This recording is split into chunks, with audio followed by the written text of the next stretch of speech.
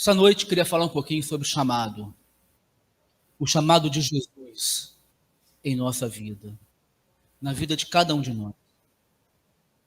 Existe um versículo, que está em Mateus 4:19, você pode deixar sua Bíblia aberta ali, que ele diz assim: vinde após mim, sigam-me, e eu os farei pescadores de homens. Uau! Com certeza, essa é uma passagem bíblica que muitas pessoas já foram tocadas por elas. Eu concordo com isso. Acho que é uma passagem que a gente consegue tirar muitos aprendizados dessa fala de Jesus e de tudo que acontece em torno dela. Se a gente parar para pensar, a gente vai ver que nesse momento que Jesus está dizendo isso, ali ele tinha uma missão preciosa. Ele está, basicamente, podemos assim dizer, iniciando o seu ministério. Mas já em vista, já com um propósito eterno de Deus, de cumprir a missão preciosa que ele tinha, de escolher homens capazes, que quando ele partisse, pudessem continuar pregando o evangelho do reino. E foi exatamente com essa missão que ele chama cada um de uma forma, de uma maneira diferente. Mas apesar de Jesus chamar pessoas de formas e de maneira diferente, em momentos diferentes também, ele chama todos para o mesmo propósito. Todos para o mesmo propósito. E esse mesmo chamado existe hoje ainda em nossas vidas, na vida de cada cristão, de todo aquele que aceita Jesus como Senhor e Salvador, que faz uma aliança com Cristo. Em todos os momentos, Cristo está dizendo para cada um de nós: vinde após mim, sigam-me, e eu os farei pescadores de homens. E diante disto, eu te pergunto: você tem aceitado, você tem ouvido o chamado de Jesus em sua vida? E será que você tem honrado esse chamado com todas as suas forças? Você tem sido fiel a ele? Você tem deixado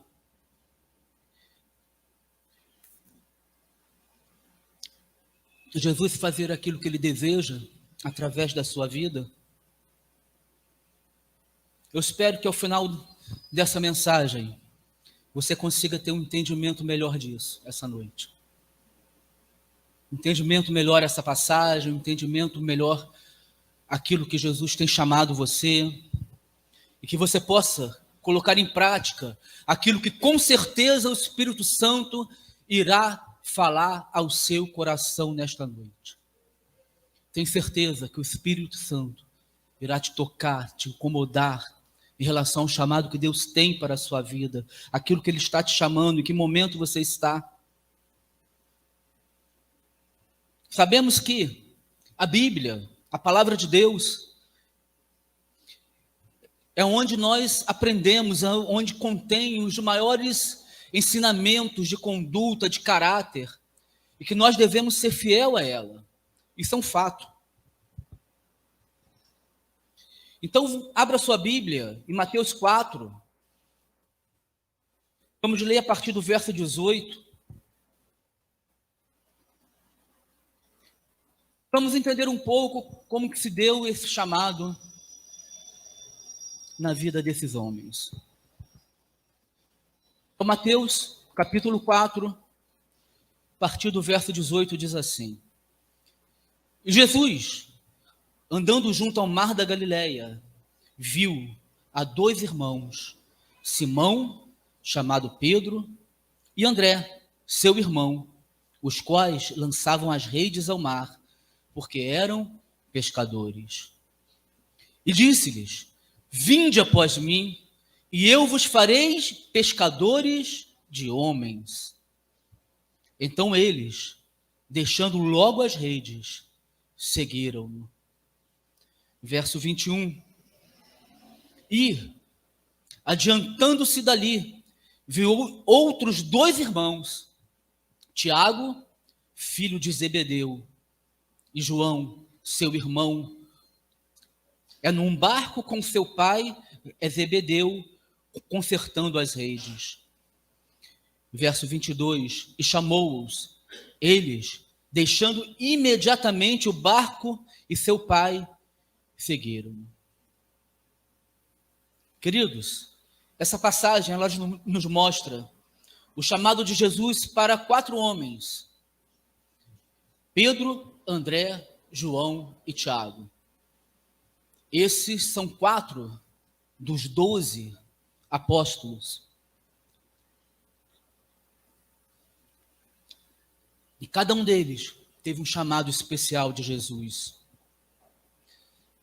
E aqui nós encontramos Jesus andando nas regiões da Galileia, especificamente ali no Mar da Galileia. Até eu fazer um parênteses, né? Quando a gente fala Mar da Galileia, na verdade é um lago, não é um mar, mas se chama de mar. E ali Jesus andando pelo Mar da Galileia, ele vê, ele observa os 2 primeiros irmãos, André e Pedro, que nesse momento ali estavam lançando as redes, pescando, né, trabalhando. Muitos pensam, não prestam atenção, ou então, às vezes fica meio dúbio mesmo, realmente, essa passagem no português. Então, muitos pensam que Jesus chega ali, simplesmente, olha para André e Pedro, fala, vem, bora, vamos lá, me segue aí, galera. Vão comigo. Mas, na verdade, se a gente prestar atenção, procurar estudar um pouquinho mais essa passagem, a gente vai ver que no original grego, na verdade, não é bem assim.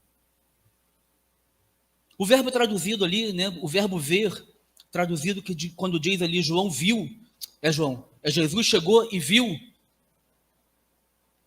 Esse verbo ver, no grego, ele significa perceber com os olhos, voltar os olhos, prestar atenção, observar, inspecionar, examinar. Então não é um olhar qualquer, não é um olhar rápido, é um olhar com o qual você consegue ter uma percepção, você consegue observar, né? É um olhar atento, é um olhar que você examina um fato, algo, alguém. Então Cristo, ao chegar ali, ele observa, ele examina, ele presta atenção na conduta daqueles 2 homens que ali estavam. E com certeza, ele vê o esforço que eles empenhavam naquela tarefa que eles estavam realizando. Ele vê o trabalho, a maneira, a forma como eles trabalhavam, como eles realizavam o trabalho deles, o empenho, a dedicação. E se a gente perceber, não é a primeira vez que Jesus está encontrando com André e Pedro, o seu irmão. Não é a primeira vez, não é o primeiro encontro de Jesus com André e Pedro. Em João, no capítulo 1, no verso 35 ao verso 42, ali sim a gente vê o primeiro encontro de Jesus com André e com Pedro. Diz assim João, capítulo 1, a partir do verso 35. E no dia seguinte, João estava outra vez ali, e 2 dos seus discípulos. E vendo passar a Jesus, disse, eis aqui o Cordeiro de Deus. E os 2 discípulos ouviram dizer isto, e seguiram a Jesus. E Jesus, voltando-se, vendo que eles o seguiam, disse-lhes, o que buscais? Eles disseram, Rabi, que traduzindo quer dizer mestre, onde moras? E ele lhes disse, vinde e vede. Foram e viram onde morava, e ficaram com ele aquele dia, e era já quase a hora 10ª. Era André, irmão de Simão Pedro, um dos 2 que ouviram aquilo de João, que o haviam seguido. Então, o primeiro encontro de Jesus com André. E este, André, achou primeiro a seu irmão Simão, que é o Pedro, e disse-lhe: achamos o Messias. E levou-o a Jesus. E olhando Jesus para Pedro, disse: tu és Simão, filho de Jonas, tu serás chamado Cefas, que quer dizer Pedro. Então, o primeiro encontro de Jesus com André e Pedro já havia acontecido. Então, Jesus agora estava realmente na fase de ver, de observar, de olhar, de examinar a conduta desses dois homens, que ele chamaria para ser seus apóstolos, seus discípulos, queriam andar com eles, queria pagar um preço com Jesus.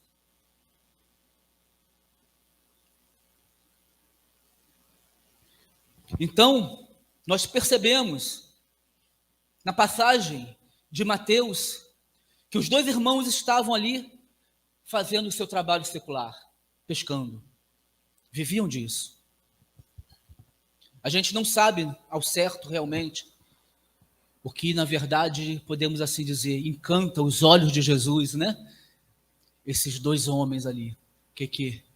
Os detalhes do que eles estavam verdadeiramente, né, fazendo, se era a diligência deles, se era um empenho deles, se era a força deles, se era, de repente, alguma situação que aconteceu e que Jesus viu ali, uau, esse camarada aí está ajudando as pessoas, por exemplo, pode ter sido uma situação que eles pescaram e deram o peixe para alguém. Então, a gente não sabe ao certo, a Bíblia não diz ao certo, tá, o que encantou Jesus. Mas o que a gente sabe, e que é um fato bíblico, e que está em toda a Bíblia, que todos que são chamados por Deus, são chamados quando estão trabalhando. Uau! Se você pegar do Antigo Testamento ao Novo Testamento, o chamado de Jesus é para quem trabalha. É para quem trabalha.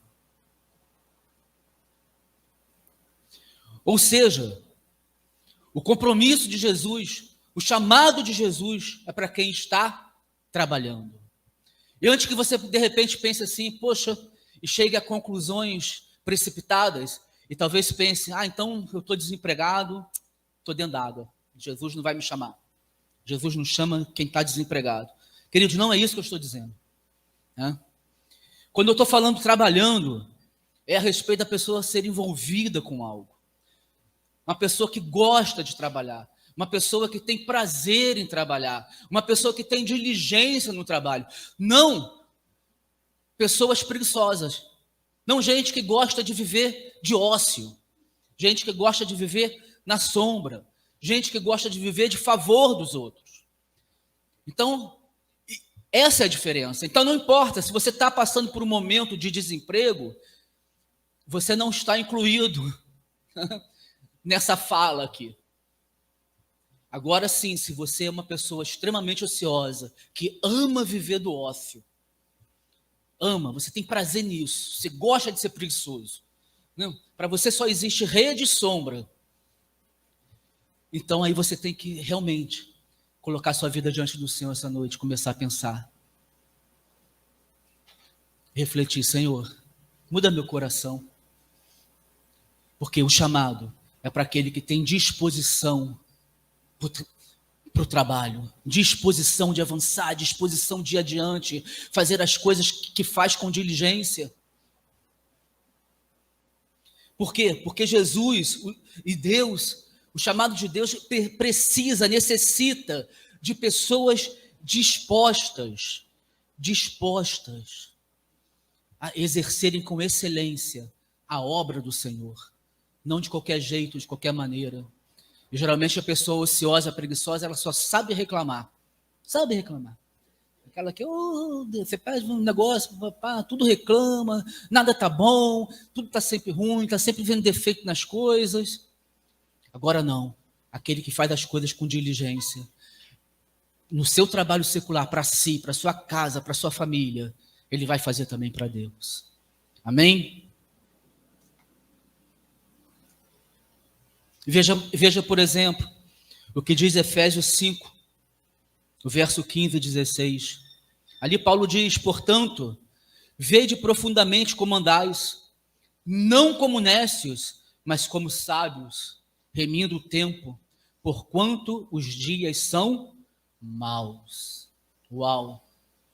Nécio é aquele que não tem conhecimento, que não tem capacidade, que não tem aptidão, que não tem competência para algo. Aptidão e competência, queridos, são coisas que a gente adquire com trabalho, com conhecimento, com tempo, com envolvimento em atividades.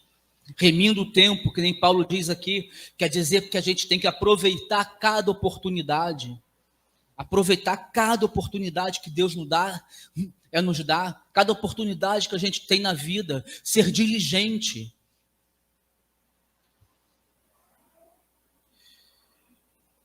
Ou seja, usar o nosso tempo da melhor maneira possível, da melhor forma possível. Não gastar tempo com coisas bobas, não gastar tempo com coisas que não edificam. Muitos de nós temos gastado muito mais tempo com coisas que não edificam do que com coisas que nos edificam.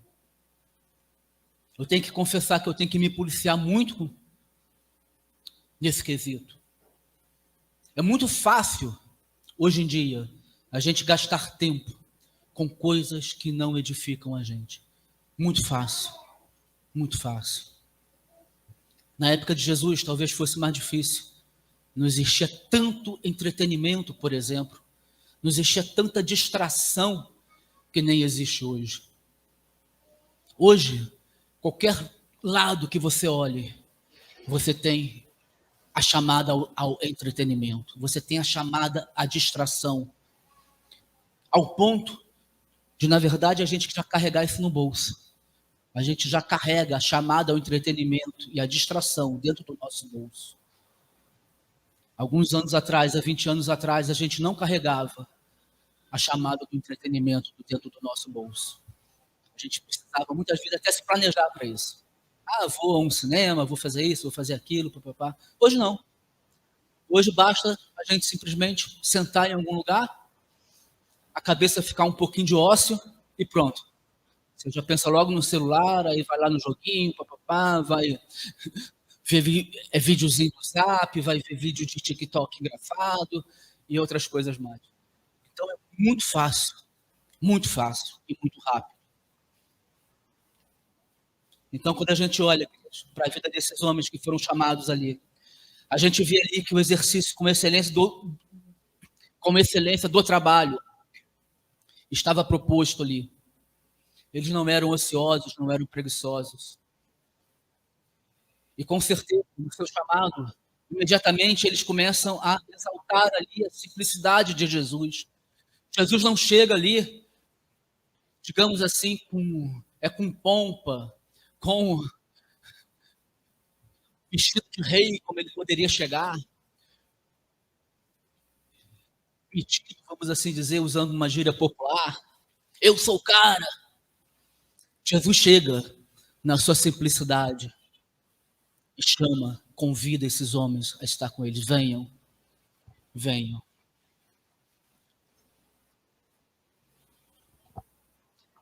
Então vamos analisar essa noite um pouco mais a fundo o verso 19 de Mateus 4. Analisar um pouco mais a fundo essa fala de Jesus: vinde após mim e eu vos farei pescadores de homens. E para isso eu quero dividir esse chamado em 3 partes, para que a gente possa aprender aqui então diferentes ensinamentos.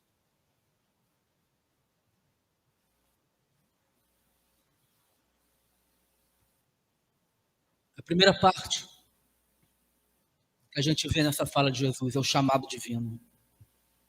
O chamado divino, o chamado de Deus: vinde após mim. Então Jesus, ele inicia exatamente com esse chamado divino dos céus, de Deus. Por que isso? Porque a preocupação de Jesus, querido, a preocupação de Deus, antes da obra dele, é com o obreiro da obra. É com aquele que irá executar a obra. Porque antes da gente conquistar aquilo que Deus tem para a gente, nós temos que estar preparados. Temos que estar preparados. Ou seja, antes do fazer, vem o ser. Vou repetir. Antes do fazer, vem o ser. O ser. E quem trabalha no nosso ser, quem molda o nosso ser, quem transforma o nosso ser, é Jesus. É o Espírito Santo de Deus. Então, antes do fazer, é o próprio Espírito de Deus que vai te transformar, que vai te preparar. Porque Ele sabe que o seu ser é mais importante do que o fazer. O trabalho para Cristo, para Jesus, na verdade, ele não começa no exercício em si do trabalho. O trabalho para Jesus começa desde o momento que a gente passa a conhecê-lo e que a gente permite que o Espírito Santo habite e faça a obra que ele tem dentro do nosso coração.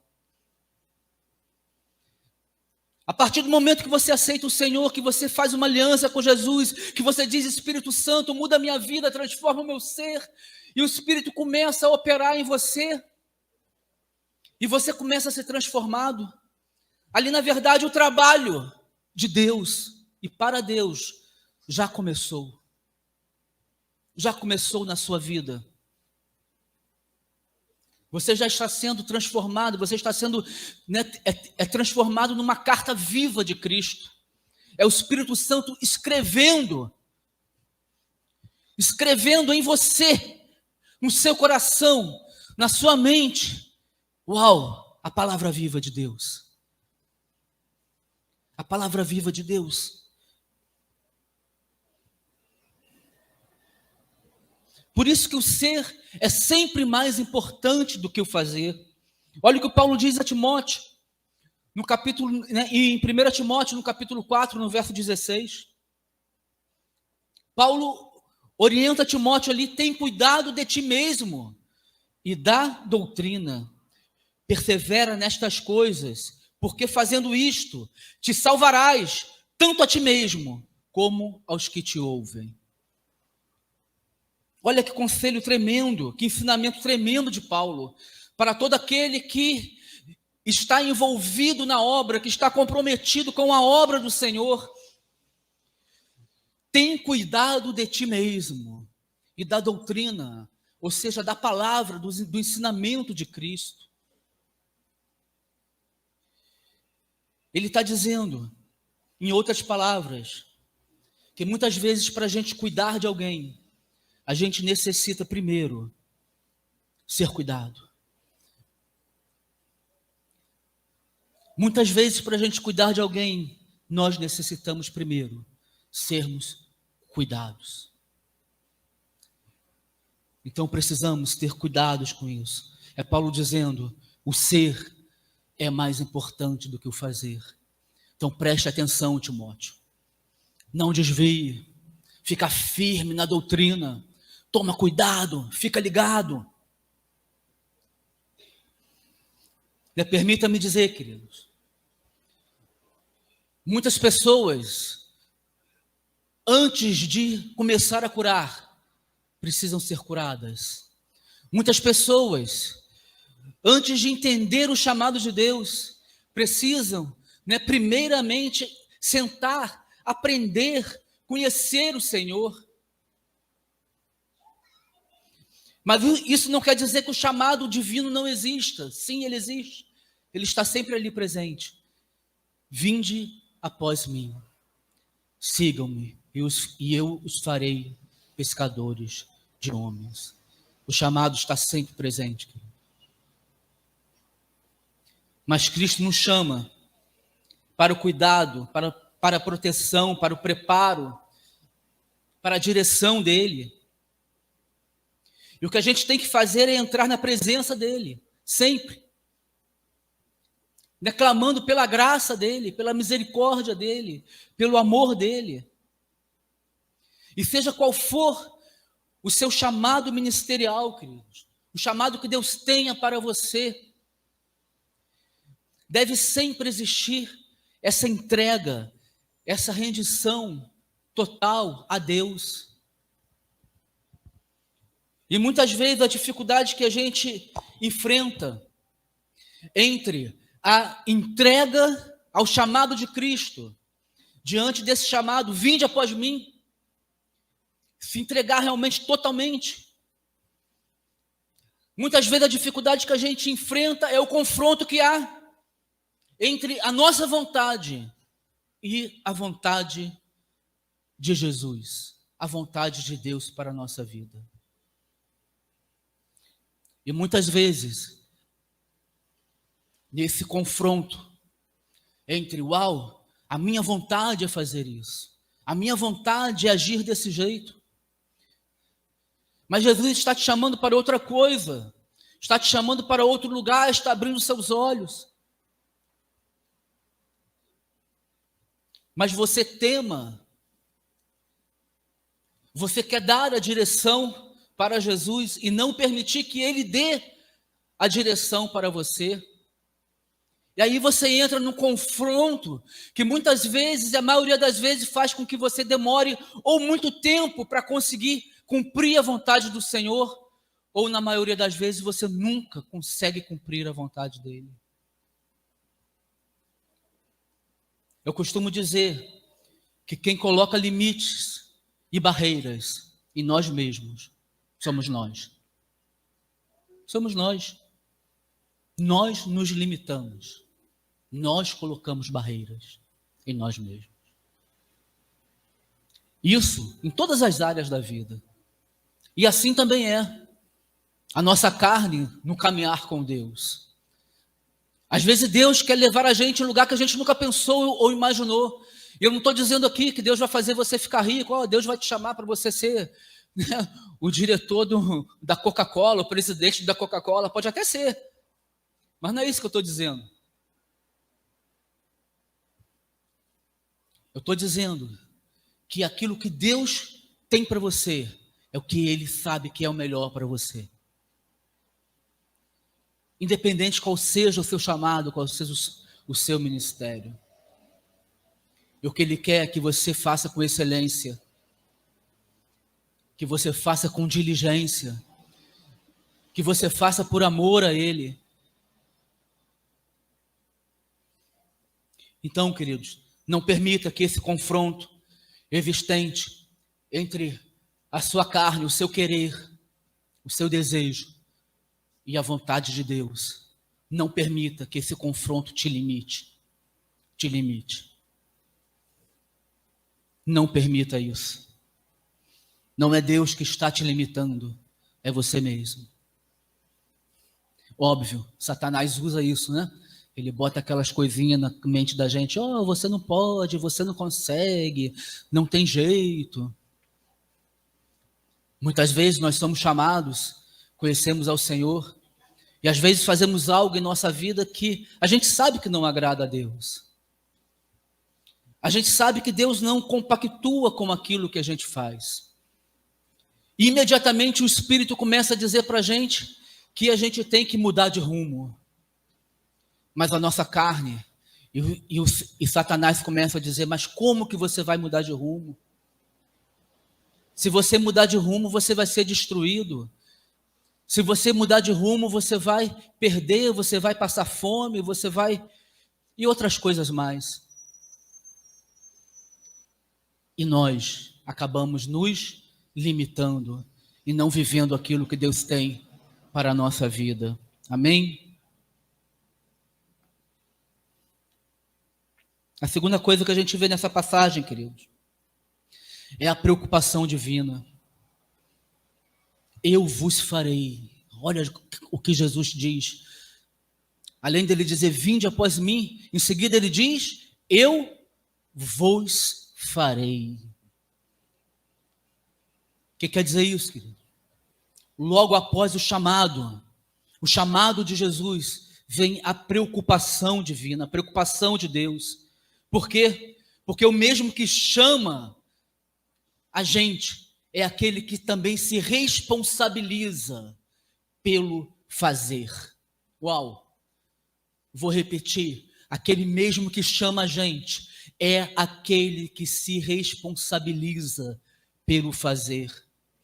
O mesmo que falou, vinde após mim, é aquele que também fala, eu vos farei.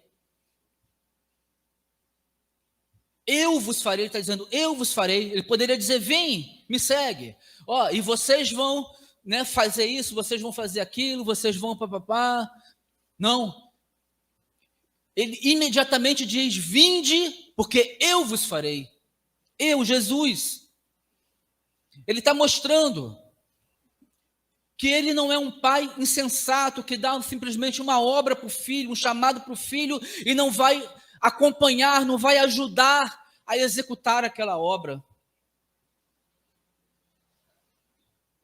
Por quê?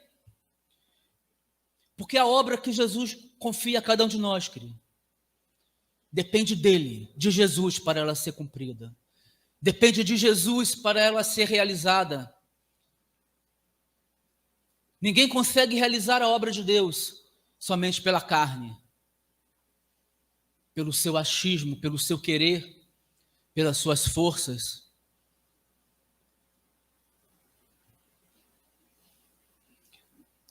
É como Jesus estivesse dizendo ali, vinde após mim, pois quem fará em você sou eu.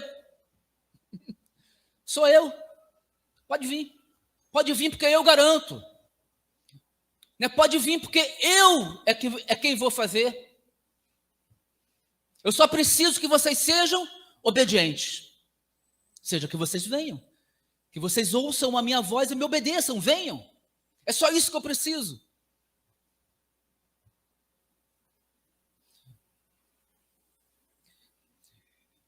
Nós não somos somente, queridos, chamados por Jesus. Nós somos capacitados por Ele. Capacitados por Ele. É Ele habitando em nós, o Espírito Santo habitando em nós, que faz a obra de Deus. E essa capacitação, ela tem que criar em nós uma dependência dEle. Uma dependência total dEle. É a gente entendendo que é Ele que está fazendo, é Ele que está trabalhando em nós, é Ele que está nos capacitando. Então, qualquer coisa que você vai fazer, você entende, uau, eu preciso de Ti. Para pregar aqui, para falar para vocês, eu preciso muito da graça de Deus, do amor, da capacitação do Senhor, de me permitir ser usado pelo Espírito Santo. Vocês não têm ideia, vocês não imaginam quantas barreiras eu tive que quebrar na minha vida para poder ficar de frente desse sorvetão aqui. Esse sorvete aqui. Eu tinha medo disso. Eu tinha medo de microfone, pânico. Eu não conseguia falar em público. Eu nunca imaginei na minha vida falando em público. Nunca. E eu já tive a oportunidade, dada por Deus, de conseguir pregar para mais de 500 pessoas. Eu sei, uau, vocês não imaginam no dia como é que eu estava. Como que as pernas tremiam. Como que a barriga sentia frio. Aquele friozinho na barriga. Mas ao mesmo tempo, queridos, um dia eu entendi isso e eu comecei a me permitir, Senhor, leva-me aonde você quiser. E tudo começou dentro da minha casa, falando com casais, pregando para casais, ensinando casais, do Casados para Sempre. A Márcia também, minha esposa, era pior do que eu. Eu ainda conseguia falar umas 5, 6 palavras no microfone. Ela, meu Deus, se escondia para não falar. Mas Deus foi quebrando, Deus foi capacitando, Deus foi dando graça. Deus foi dizendo, você depende de mim, sou eu que estou te chamando. Sou eu que estou, né, te levando.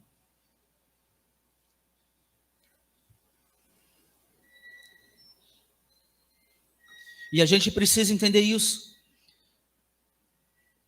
Porque quando a gente depende dele, ele faz em nós. Paulo, por exemplo, entendeu isso muito bem, queridos. Entendeu tanto que em todas as vezes que ele começava alguma carta dele, ele sempre mostrava a dependência que ele tinha de Cristo. Todas as vezes.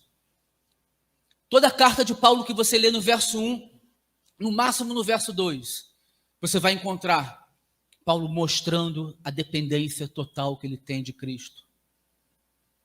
Gálatas 1:1, por exemplo, Paulo diz, né, ele começa assim escrevendo: Paulo, apóstolo, né, não da parte dos homens, nem por homem algum, mas por Jesus Cristo e por Deus Pai. Na 1 Coríntios 1:1, Paulo também começa ali: Paulo, chamado apóstolo de Cristo pela vontade de Deus. Ele fala pela vontade de Deus, não é pela minha vontade, não é pela vontade de homens. Né, Filemão 1:1, Paulo também escreve ali: Paulo, prisioneiro de Jesus Cristo. Uau! Na 1 Timóteo 1:1, Paulo, apóstolo de Jesus Cristo, segundo o mandato de Deus, nosso Salvador e do Senhor Jesus Cristo, nossa esperança. E poderia mencionar muitos outros começos, querido, de carta de Paulo aqui, que ele utiliza em suas cartas. Reparem isso quando você estiver lendo. Ele sempre mostra a dependência que ele tem de Jesus. E Paulo era um homem culto, um homem inteligente, um homem que foi educado aos pés dos melhores professores, vamos assim dizer, da época.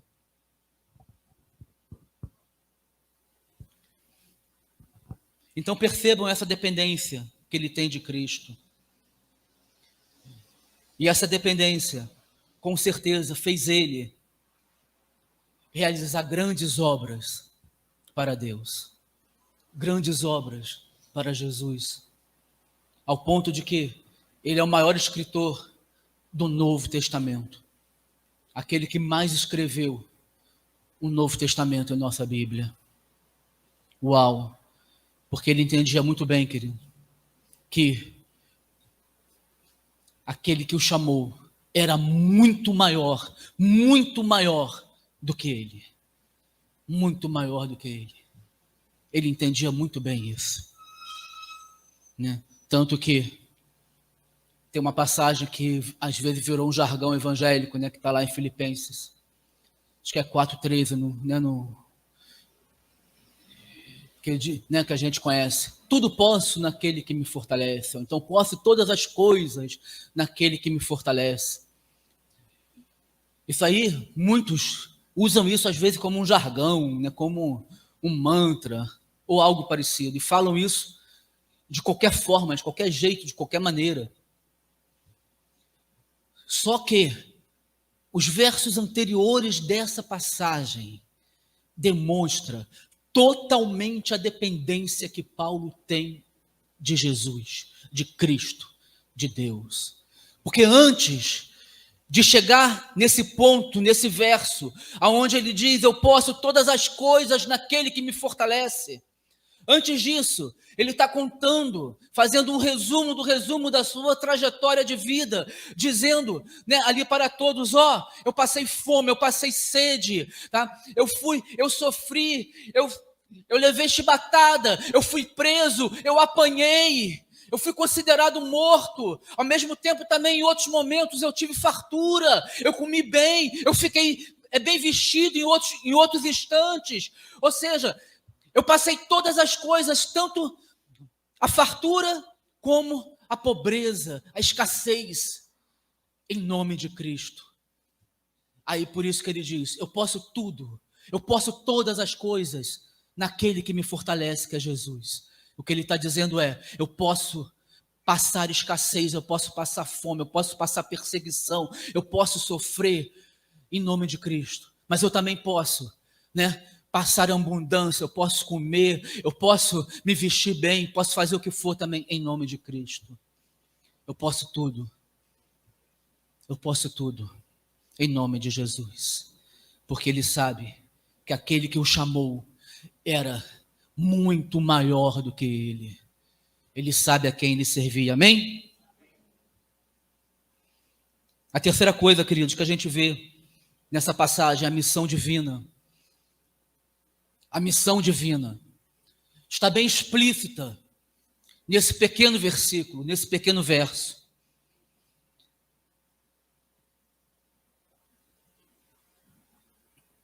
Ali diz: pescadores de homens. Uau!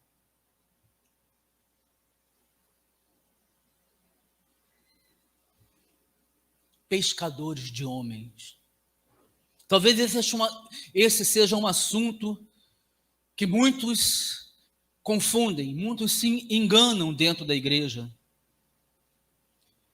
Precisamos entender que primeiro Jesus chama, depois o próprio Jesus capacita, e em seguida ele dá o principal propósito de todo chamado. Vou repetir, ele dá o principal propósito de todo chamado. E qual era este propósito, queridos? Pregar o evangelho. Principal propósito de todo chamado, pregar o evangelho. O que é que eu quero dizer com isso? Não importa qual seja o seu dom, não importa qual seja o seu talento que você recebeu de Deus, ele deve ser sempre utilizado para transmitir o Cristo que habita em você. Ou seja, para pregar o evangelho a outras vidas, a outras pessoas. Seja ele qual for, milagre, profecia, cura, ensino, louvor, palavra, não importa. Você tem que usar o seu chamado, o seu dom, o seu talento, para que as pessoas possam ver a imagem de Cristo na sua vida, em você, que você possa transmitir a ela isso, seja através de uma música, seja através de uma pregação, de uma palavra, de uma ajuda. Não importa o seu chamado. E algo, queridos, muito importante que eu aprendi desde o início do meu ministério, quando eu comecei a ser chamado pelo Senhor, lá no início dos anos 2000, para estar ministrando casais, pregando casais, para casais.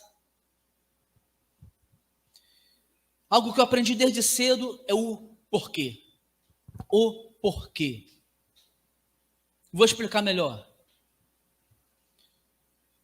Você quer ser usado por Deus? Para pensar. Você quer receber o batismo no Espírito Santo? Você quer cantar? Você quer pregar? Você quer ensinar? Se você respondeu sim para qualquer uma dessas perguntas que eu fiz agora, eu vou te fazer uma outra pergunta, que é a mais importante de todas. O porquê. O porquê. Por que que você quer fazer isso? Por quê? Porque não adianta simplesmente a gente querer estar na obra de Deus ou fazer a obra de Deus, buscando muitas vezes glória e reconhecimento para nós mesmos, para a gente mesmo. Não é assim que se faz a obra de Deus, não é assim que se faz a obra do Senhor, buscando reconhecimento para si próprio. É muito triste quando a gente vê pessoas que, ao começarem a obra do Senhor, muitas vezes elas se incomodam. Mas eu fiz um negócio ali, botei a cadeira ali, o irmãozinho não deu nem um muito obrigado. Então não vou fazer mais não. Tem feito isso todo dia. Eu chego ali, boto a cadeira, ninguém bota a cadeira. Eu vou lá, boto a cadeira. Não, ninguém fala nada. Ninguém me dá um muito obrigado. Ninguém dá isso, ninguém dá aquilo. Querido, olhe para o seu coração. Eu vou dizer algo muito sério. Mesmo que você não saiba, você está buscando a sua glória e não a glória de Deus. você não está fazendo para o Senhor. Porque se você estiver fazendo para o Senhor, não importa quem está vendo, não importa se tem alguém vendo, ou se tem alguém achando legal, bacana, seja lá o que for. Porque você sabe que Deus está vendo. E Ele está mandando você fazer. Ainda que seja uma coisa simples. Como eu dei o exemplo aqui de arrumar uma cadeira. Porque a mesma palavra diz que para que Deus possa te colocar sobre o muito, você precisa ser fiel no pouco. A mesma palavra ensina isso. Que Deus só vai te colocar sobre o muito se você for fiel no pouco. Então, às vezes, já no seu começo, o Espírito Santo já está mostrando, já está sondando o seu coração com essas coisas. E você não percebe, não se liga nisso. E Satanás fica do outro lado, buzinando, dizendo: uau, viu? Essa pessoa não te reconhece. Essa pessoa não gosta de como você faz as coisas. Essas pessoas, né, não te dão muito obrigado. Essa pessoa não vai com a sua cara. Essa pessoa isso, essa pessoa aquilo. E na verdade é o próprio Deus permitindo que você seja tratado, que você seja curado. Isso é muito sério, gente. Isso é muito sério. Porque Deus permite essas coisas. Eu conheço pessoas que eu já vi assim, andar por vários lugares, e Deus sempre faz a mesma coisa. E a pessoa sempre tem as mesmas reclamações. E eu já disse: querido, você vai andar, você vai pular de igreja em igreja. E você sempre vai ficar insatisfeito, que o problema não está nas igrejas, nos pastores, está em você. E Deus sempre vai te mostrar a mesma coisa, porque Ele quer trabalhar contigo. E você não deixa. É aquilo que eu falei anteriormente aqui, nessa palavra. É a rendição que a gente tem a Deus. É a luta que a gente tem entre a nossa carne, a nossa vontade e o propósito que Deus tem para nós. E Satanás, com isso, ele vai conseguindo atrasar aquilo que Deus tem para a sua vida. Conseguindo, entre aspas, tá? Aquilo que Deus tem para a sua vida. Então, isso é muito sério. Por quê? Porque temos que fazer para Deus. Sempre temos que perguntar o porquê que eu estou fazendo isso. Quando se sentir ferido, se sentir ofendido. E muitas vezes, Deus usa o líder, o pastor. Não só para falar isso, mas muitas vezes usa para que, a pessoa fez isso e eu simplesmente passei direto. Não vi. Deus me cegou, eu não vi. Então nem dei um muito obrigado, falei nada, não percebi. Não me liguei no momento que era importante. Seja lá o que for. E aí Satanás foi lá no ouvidinho da pessoa, viu? Nem teu pastor fala com você, nem ele diz obrigado. Não. Aí a pessoa pega aquela semente, rega, né? E aquilo que começa com uma sementinha pequenininha, muitas vezes vira uma árvore de problema. Uma árvore de problema.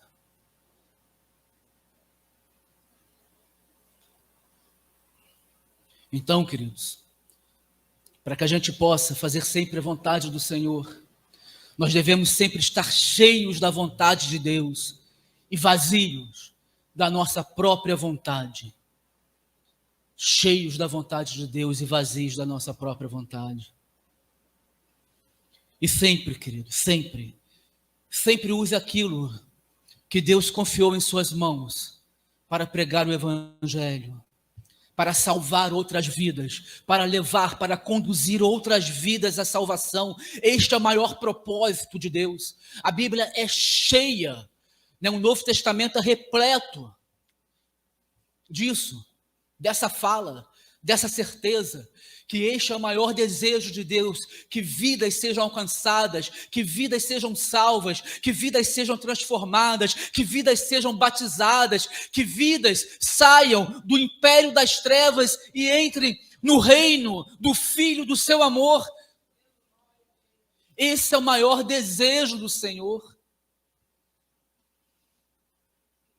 Tanto que muitos versos apontam para isso. Mateus 28 diz, né, Jesus falando: vão e façam discípulos de todas as nações, batizando-os em nome do Pai, do Filho e do Espírito Santo, ensinando-os a obedecer a tudo que eu ordenei a vocês. E mais uma vez Jesus falando: eu estarei sempre com vocês até o fim dos tempos. Ou seja, Jesus falando: vocês vão, façam isso, mas eu estarei com vocês. Eu estarei com vocês. Vocês não estarão sozinhos. Vocês não estarão sozinhos, mas o meu desejo é esse, que vocês façam discípulos. E fazer discípulos é levar pessoas, conduzir pessoas a uma vida com Cristo, a ter uma aliança com Jesus.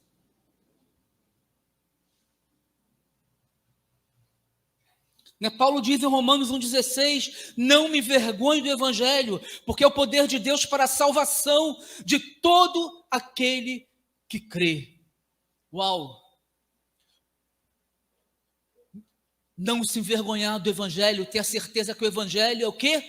Poder de Deus para a salvação de todo aquele que crê. É assim que, como cristãos, devemos andar, tendo essa certeza de que o Evangelho possui esse poder, e de que Jesus está conosco, e que esta obra é dele, e que esse é o desejo do Senhor, que vidas sejam alcançadas, salvas, batizadas, transformadas, façam uma aliança com ele.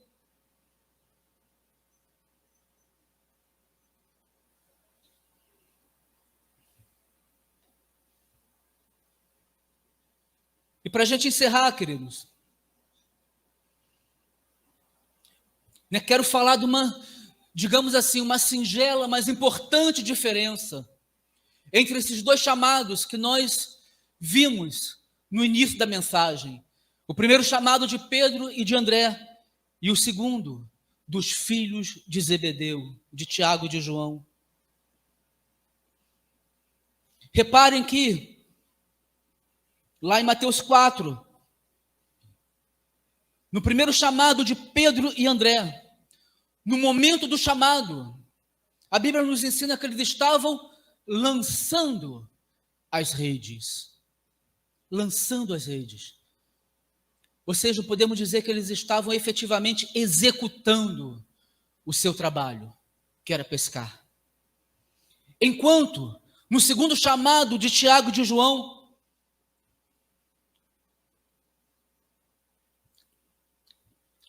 deixa eu ler primeiro aqui Mateus 4,18. Diz assim, para a gente relembrar: e Jesus, andando junto ao mar da Galileia, viu os dois irmãos, Simão, chamado Pedro, e André, seu irmão, os quais lançavam as redes ao mar, porque eram pescadores.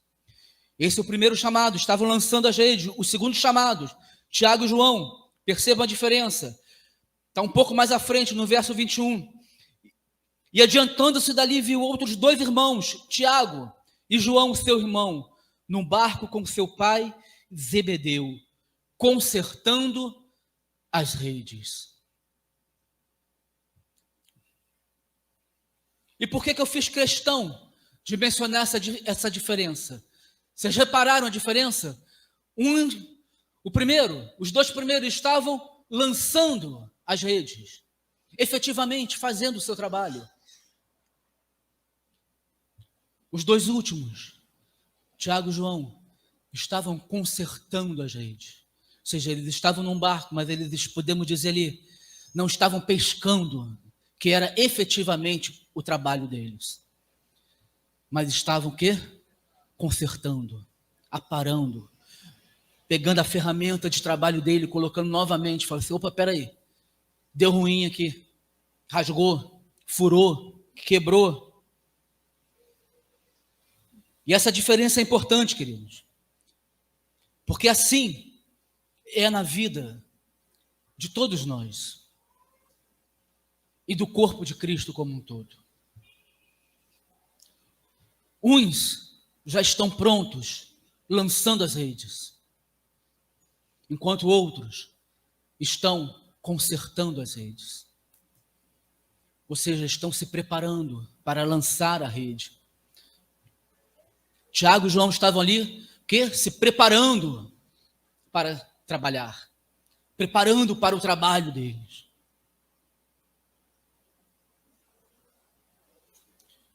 No corpo de Cristo é assim, uns já estão fortes e já podem começar a pescar. As redes já estão prontas, já está tudo preparado, já está tudo pronto. Enquanto outros ainda estão fracos e muitas vezes precisam de ajuda, inclusive para consertar as suas redes. Mas independente dessa diferença do chamado, ambos são para a glória de Deus. Ambos são para a glória de Deus.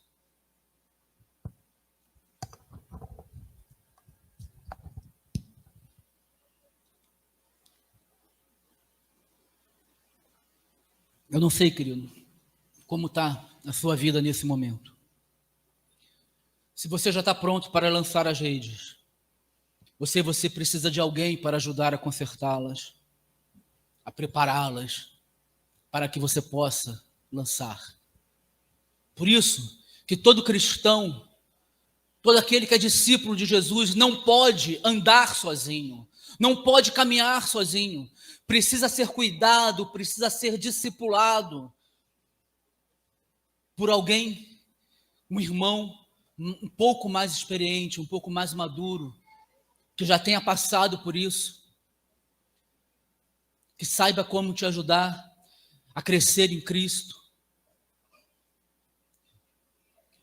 que saiba como te ajudar a conhecer um pouco mais sobre Jesus.